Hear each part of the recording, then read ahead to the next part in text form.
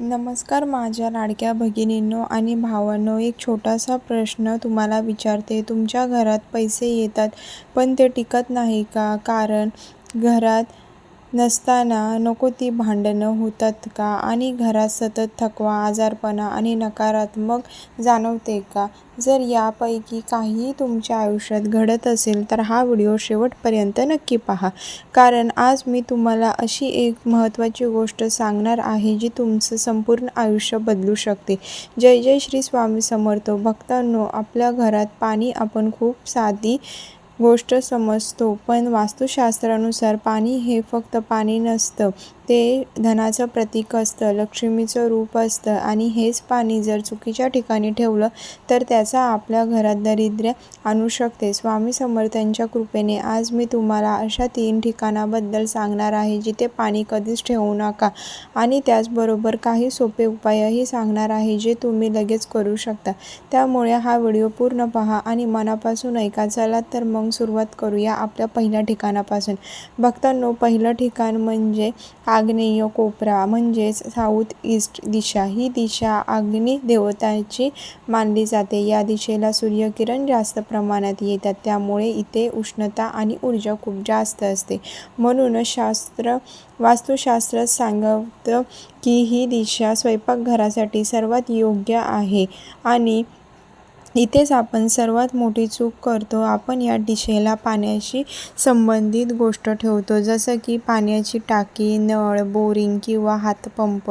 आता तुम्ही विचार करत असाल की यात काय चूक आहे, पण जरा शांतपणे विचार करा. अग्नी आणि पाणी हे 2 एकमेकांचे विरुद्ध तत्व आहे. जेव्हा हे दोन्ही एकत्र येतात तेव्हा घरात संघर्ष निर्माण होतो. हा संघर्ष दिसत नाही, पण त्याचा परिणाम हळूहळू आपल्या आयुष्यावरती होतो. घरात पैशाची अडचण वाढते, कुटुंबप्रमुख कर्जबाजारी होऊ शकतो आणि सर्वात जास्त परिणाम महिलांच्या आरोग्यावर होतो. म्हणून भगिनींनो, जर तुमच्या घरात स्वयंपाकघर आग्नेय दिशेला असेल तर तिथे गॅस स्टोव्ह ठेवा, पण शक्य असेल तर सीक उत्तर पूर्व दिशेला हलवा.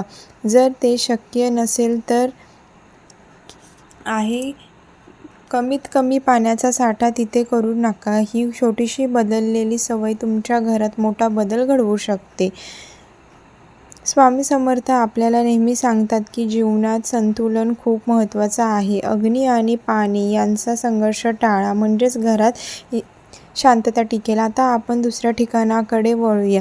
भक्तांनो, दुसरं ठिकाण आहे ब्रह्मस्थान, म्हणजे आपल्या घराचा मध्यभाग. वास्तुशास्त्रानुसार हा भाग घरात हृदय मानला जातो. इथेच संपूर्ण घरात ऊर्जा पसरते. त्यामुळे हा भाग जितका स्वच्छ आणि मोकळा असेल तितकी सकारात्मक ऊर्जा घरात वाढते. पण खूप वेळा आपण इथे चूक करतो. काही जण घराच्या मध्यभागी पाण्याची टाकी ठेवतात, काही जण ओलं क्षेत्र ठेवतात किंवा कधीकधी गळती होते आणि आपण दुर्लक्ष करतो. पण हीच गोष्ट आपल्या घरासाठी नुकसानदायक ठरते. कारण जेव्हा ब्रह्मस्थानात पाणी राहतं तेव्हा तिथली ऊर्जा कमकुवत होते आणि त्याचा परिणाम थेट आपल्या आर्थिक स्थितीवर होतो. पैसे येतात पण टिकत नाही, कामं अडकतात, मनात अस्वस्थपणा वाढते आणि घरात नकारात्मक जाणवते. म्हणून एक गोष्ट कायम लक्षात ठेवा, घराचा मध्यभाग नेहमी स्वच्छ, कोरडा, जड वस्तू किंवा पाण्याशी संबंधित गोष्टी ठेवू नका. जर छतावर पाण्याची टाकी असेल तर ती दक्षिण-पश्चिम दिशेला ठेवणं अधिक योग्य मानलं जातं. स्वामी समर्थांच्या शिकवणीत एक छोटी स्पष्ट सांगितलेली आहे की जिथे स्वच्छता आणि पवित्रता असते तिथेच लक्ष्मीचा वास असतो. त्यामुळे घरात हृदय म्हणजे ब्रह्मस्थान स्वच्छ ठेवा. आता आपण तिसऱ्या आणि अतिशय महत्त्वाच्या ठिकाणाकडे वळूया. भक्तांनो, तिसरं ठिकाण आहे बेडरूममध्ये. सिरहाण्याजवळ म्हणजेच हेडबोर्डजवळ पाणी ठेवणं ही सवय खूप लोकांना असते. रात्री पाणी लागेल म्हणून आपण बेडजवळ ग्लास किंवा बॉटल ठेवतो, पण वास्तुशास्त्रानुसार ही सवय चुकीची मानली जाते. झोप ही आपल्या शरीरासाठी आणि मनासाठी सर्वात महत्त्वाची असते आणि त्या ठिकाणी आपण झोपतो तिथे ऊर्जा खूप संवेदनशील असते. जर तिथे पाणी ठेवलं तर ते नकारात्मक ऊर्जा आकर्षित करते.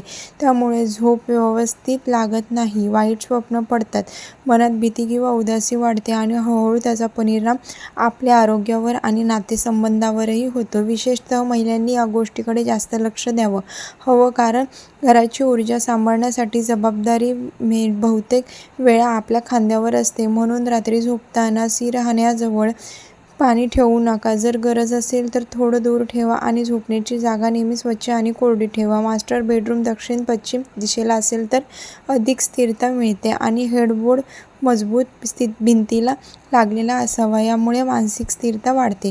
स्वामी समर्थ आपल्याला सांगतात की शुद्धता आणि साधेपणा हाच खरा मार्ग आहे. आता भक्तांनो, आपण उपायाकडे वळूया, कारण फक्त चूक समजून घेणं पुरेसं नाही, तर योग्य उपाय करणंही तितकंच महत्त्वाचं आहे. सर्वात पहिला उपाय म्हणजे पाण्याची योग्य दिशा लक्षात ठेवा. पाणी शक्यतो उत्तर-पूर्व दिशेला ठेवा. ही दिशा ईशान्य म्हणून ओळखली जाते आणि ती सर्वात पवित्र मानली जाते. इथे पाणी ठेवलं तर घरात सकारात्मक ऊर्जा आणि धनवृद्धी होते. दुसरा उपाय म्हणजे रोज सकाळी पूजेनंतर थोडं पाणी तुळशीला अर्पण करा. तुळस ही अत्यंत पवित्र मानली जाते आणि तिच्या पूजेमुळे घरात शांतता आणि समृद्धी येते. तिसरा आणि सर्वात प्रभावी उपाय म्हणजे स्वामी समर्थांचं नामस्मरण. रोज किमान 308 वेळा ओम नमो श्री स्वामी समर्थाय हा जप करा. मंत्र तुमच्या घरातील नकारात्मक ऊर्जा दूर करून सकारात्मक शक्ती वाढवतो. हे उपाय सलग 21 दिवस करा आणि मनापासून विश्वास ठेवा, तुम्हाला नक्कीच फरक जाणवेल. भक्तांनो, सगळ्यात गोष्टी ऐकल्यानंतर एकदा शांतपणे तुमच्या घराकडे बघा. कुठे पाणी चुकीच्या ठिकाणी ठेवले आहे का? कुठे बदल करायची गरज आहे का? हे तपासा, कारण छोट्या छोट्या गोष्टी आपल्या आयुष्यावर मोठा परिणाम करतात. आजपासून हे बदल करा आणि स्वामी समर्थावर पूर्ण विश्वास ठेवा. ते नक्कीच तुमचं रक्षण करतील आणि तुमच्या घरात सुख समृद्धी आणतील. आता शेवटी एक अतिशय महत्त्वाचा भाग मी तुम्हाला सांगणार आहे, जो बहुतेक लोक दुर्लक्ष करतात आणि त्यामुळेच घरात केलेले उपाय पूर्ण परिणाम देत नाही. म्हणून हा भाग पूर्ण लक्ष देऊन ऐका, कारण पाणी कुठे ठेवतो हे जसं महत्त्वाचं आहे, तसंच पाणी कसं ठेवतो हे देखील तितकंच महत्त्वाचं आहे. अनेक वेळा आपण घरात पाण्याची भांडी घाण ठेवतो, झाकण न ठेवता ठेवतो किंवा खूप दिवस तेच पाणी साठवून ठेवतो. पण वास्तुशास्त्रानुसार असं केल्याने घरात स्थिरता कमी होते आणि नकारात्मक ऊर्जा वाढू लागते. म्हणून नेहमी लक्षात ठेवा, पाणी स्वच्छ भांड्यातच ठेवा. शक्यतो तांब्याच्या किंवा मातीच्या भांड्यात ठेवा, कारण या भांड्यामध्ये सकारात्मक ऊर्जा टिकून राहते आणि पाण्यावर त्याचा परिणाम चांगला होतो. दुसरी एक महत्त्वाची गोष्ट म्हणजे घरात कुठेही पाण्याची गळती होत असेल तर ती लगेच दुर्लक्ष करू नका. नळ गळत असेल तर पाईपमधून पाणी टिपकत असेल किंवा टाकी ओव्हरफ्लो होत असेल तर ती लगेच दुरुस्त करून घ्या, कारण वास्तुशास्त्र सांगतं की गळणारं पाणी म्हणजे हळूहळू बाहेर जाणारं धन असतं. भक्तांनो, अजून एक पण प्रभावी उपाय सांगते. दर शनिवारी किंवा गुरुवारी घरातल्या पाण्याच्या भांड्यात थोडंसं गंगाजल किंवा तुळशीची पानं टाका. यामुळे त्या पाण्याची ऊर्जा शुद्ध होते आणि संपूर्ण घरामध्ये सकारात्मक वाढते. तसंच सकाळी उठल्यावर पहिल्यांदा एक ग्लास स्वच्छ पाणी देवाचं नाव घेऊन प्या आणि मनात स्वामी समर्थांचं स्मरण करा. यामुळे तुमचा दिवस चांगला जातो आणि मन शांत राहतं.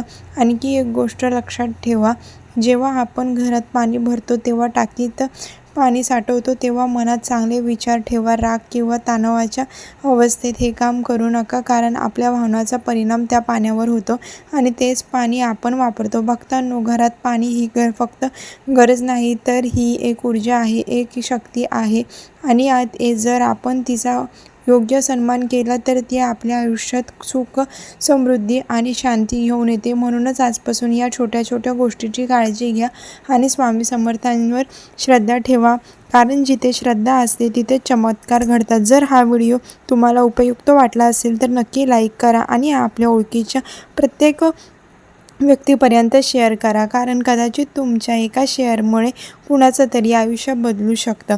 आणि कमेंटमध्ये श्री स्वामी समर्थ, जय जय स्वामी समर्थ लिहायला विसरू नका. श्री स्वामी समर्थ.